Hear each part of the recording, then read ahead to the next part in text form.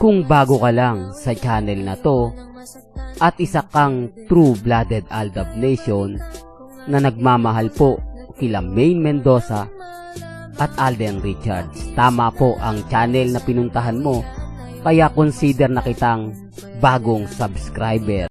Welcome back mga Aldab. Ito na naman po ang inyong lingkod, si Mr. Destiny, at napakaganda na naman ng ating mga pag-uusapan. Sabi ko nga, basta't kung gusto nyo lang naman po ng update o latest, abay dito lang kayo pupunta sa channel ni Mr. Destiny. Lahat po ng mga gusto nyo pong malaman, mapanood, mapakinggan, punta lang po kayo dito at magiging relax lang po kayo. Kasi lahat naman po ng mga nangyayari at nagaganap sa social media about kina Alden at kay Mengay, updated tayo.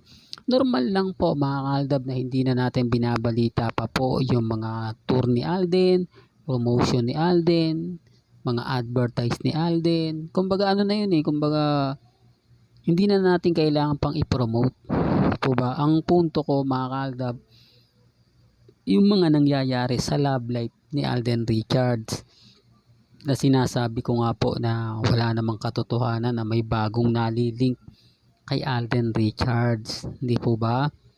Sinasabi nilang may karelasyon, may bagong karelasyon si Alden, yung tipong hahanapin talaga ng butas para lang si Alden Richards ay mapag-usapan na may iba na.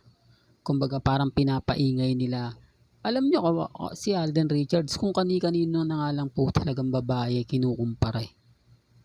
Halos talagang masasabi mo na halos lahat ng mga babae nalilink, gusto po nilang ilink kay Alden Richards. So, di po ba?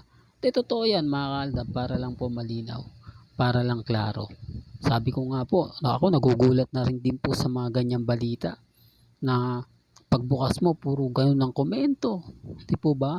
Pero wala naman po silang ebidensya at resibo. Kaya sabi ko, pag napunta kayo sa channel ni Mr. Destiny, 101% po ba na talagang may malalaman at malalaman kayo. Gaya po kay Mengay, yung sinasabi nila wala naman po silang pruweba, wala naman pong patunay, puro lang po sila haka-haka. Sinasabi nilang ako daw po yung mahilig sa ganon, pero ang lumalabas ngayon sila na po yung gumagawa. Parang bumaliktad na yung sitwasyon Dati ako naghahanap, dati kung ano-ano yung hinahanap ko sa social media, pumupunta pa tayo ng mga website, nagsisearch pa tayo talaga kung saan nila nakuha yung mga impormasyon. Pero ngayon wala Hindi po ba? Nagbago na. Kumbaga ako nag-aantay na lang ako ng mga post nila Mengay, post ni Alden. Yun ang masaya. Taliwas sa mga sinasabi at pahayag po nila. Tapos ngayon, eto na naman. Yung pelikula nila Alden at ni Mengay na pinakahihintay. Ganyan ka naman Mr. Destiny, paulit-ulit na lang yan. Matagal ng issue yan. Pero bakit hindi po sinasagot pa rin ang dalawa? Bakit kailangan pang mga tao na mag-post at magkomento? Neutral lang po yun mga Aldab. Ito kung ano magiging sang-ayon ba? Tatangkilikin nga po ba kapag nagkaroon na ng pelikula yung dalawa? Alam niyo lahat ng komento. Although may mga komentong hindi maganda, normal lang po yun.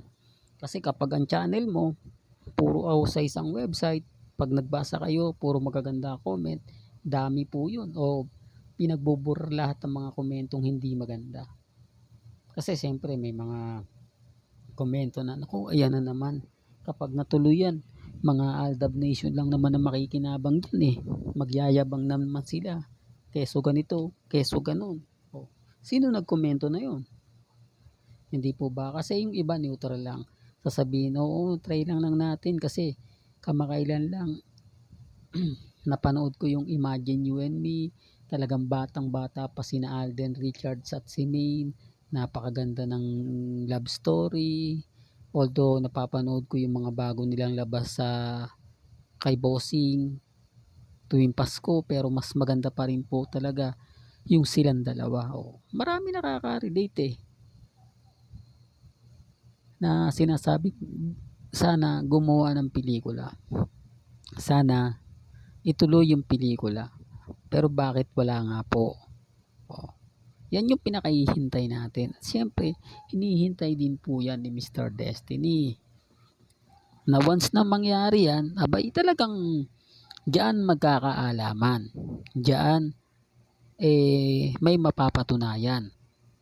Hindi man siguro ganito, hindi man siguro ganun. At least, kayo na makapagsasabi. Kayo na makapagpapatunay. Sinasabi ko lang to mga kaalda para lang po malinaw. Binibigyan ko lang po kayo ng idea.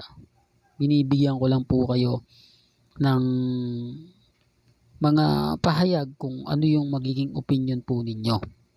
Yan yung isa sa kagandahan nyo po sa channel ni Mr. Destiny. Lahat binibigyan natin ng halaga.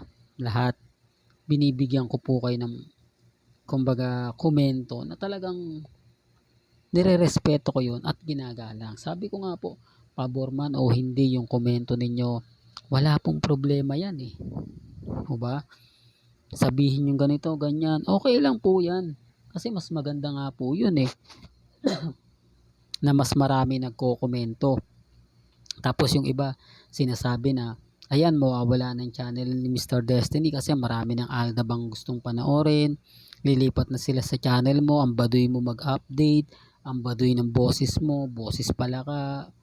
Ngayon sila na mag-update, doon na sila pupunta, hindi ka ba naiinis, hindi ka ba nagagalit? Sabi ko nga po, di po ba, pabor pa nga po ako kapag dumami kaming vlogger ng Aldab. At least, kumbaga may tatayo ko po yung sinimulan namin. Hindi man sa akin nanood, okay lang. At least namamayagpag po pa rin yung Aldab Nation. Yun naman po yung gusto kong mangyari para may pagtanggol natin. Ang mga mamis, mga titas, mga senyor na nakakasama nga po ni na Alden Richards at ni Mengay na nakakasama nyo rin po sa Philippines Arena, sa Broadway, sa mga event, sa McDonald's ni Mengay, sa McDonald's ni Alden. Doon pa lang po masaya na ako Sinasabi ko lang po ito mga kaaldab para lang po malinaw, para lang klaro, para lang po ipaglaban kung ano nga po ba talaga ang buong istorya at buong katotohanan. Kaya nga po nananatili akong matatag, nananatili po tayong kampante. Taliwas po sa iba. Kasi yung iba, kapag nag-trending lang yung Aldab, doon sila po-focus. Doon sila mag-update. Pero kapag tumamlay, na wala medyo hindi pinag-uusapan, napunta kay Barbie Fortesa, napunta sa mga ibang babae, kay Bea Binene, etc. etc. Maraming post si Alden, napunta sa si Mengay, may mga ganito daw update, ganun. Wala na. Kumbaga parang tahimik na naman. Pero kita nyo naman po si Mr. Destiny. Hanggang ngayon, nandito pa rin. Magbago man yung sitwasyon, magbago man ang ihip ng hangin, marami man pong magkomento ng hindi maganda, nananatili akong matatag. Nananatili akong kampante. Kaya nga sabi ko, relax lang po kayo. Diba? Maging matatag. Lalo na po ngayon, ang daming mga sinasabi nila na hindi maganda, hindi kaaya-aya. Diba? Kaya relax lang po mga kaalda ba? Uulitin ko lang po. For the record lang po sa mga Aldab Nation na nagtatampo, hindi po ba nawawala ng pag-asa? Relax lang po kayo. Hindi nyo naman po kailangan pang makipagbangayan sa mga yan. Hindi nyo naman kailangan pong kumbaga magalit ng gusto. Maging relax lang po kayo. Punta lang po kayo sa channel ni Mr. Destiny. Dito naman po sa channel natin,